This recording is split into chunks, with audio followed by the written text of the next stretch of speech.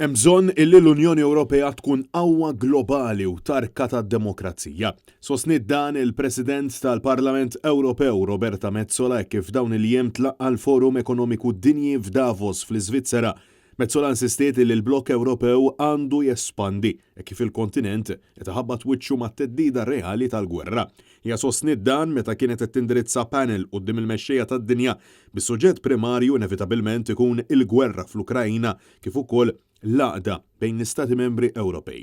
Roberta Metsola insistiet li hemm bżonn li l-pajjiżi membri jistaqsu lilhom infushom jekk hux lesti jiftħu l-bibien għal pajjiżi oħrajn illi jaqblu fil-prinċipji tal-Unjoni Ewropea lil hinn mill-ekonomija iżda biex insaħħu id-demokrazija. I think the question we need to ask ourselves is, are we ready to open our doors for countries that are fighting for the principles that we share?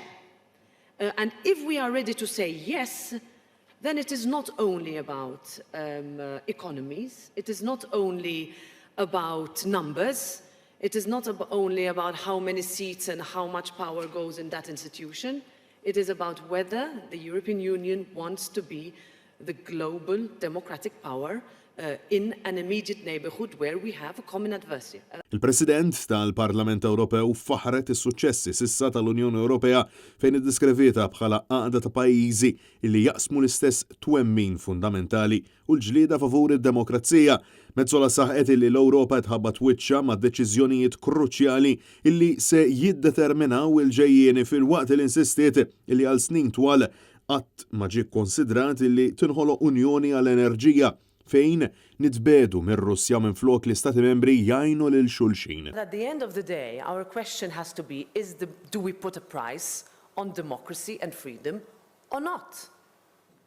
And if we say that freedom and democracy are priceless, then our aim has to be to uncouple ourselves completely from buying what we need for our families to live, things from our foes, from our enemies.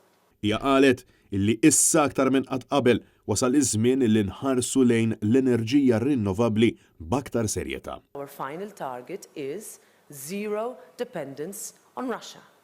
Now that, of course, also means that we need to invest more in renewables. We need to be quicker on that. Our green agenda actually got catapulted, if you want, you know, and there was a catalyst that was not there a few months ago. Roberta Metsola insistiet dwar l-importanza illi l-Istati membri tal-Unjoni Ewropea jkollhom imġieba tajba u li l-prijorità tal-Unjoni hija li tiġi rispettata ir-rule of law. Metsola insistiet li tqassim ta' għajnuna finanzjarja mill-Unjoni lill-Istati membri tiġi b'kundizzjoni dan għaliex minn ma jżommx mar-regoli min jabbuża mill-minoritajiet jew min jipproteġi lil politiċi minkejja li jiksru l-liġijiet m'għandux ikun eleġibbli.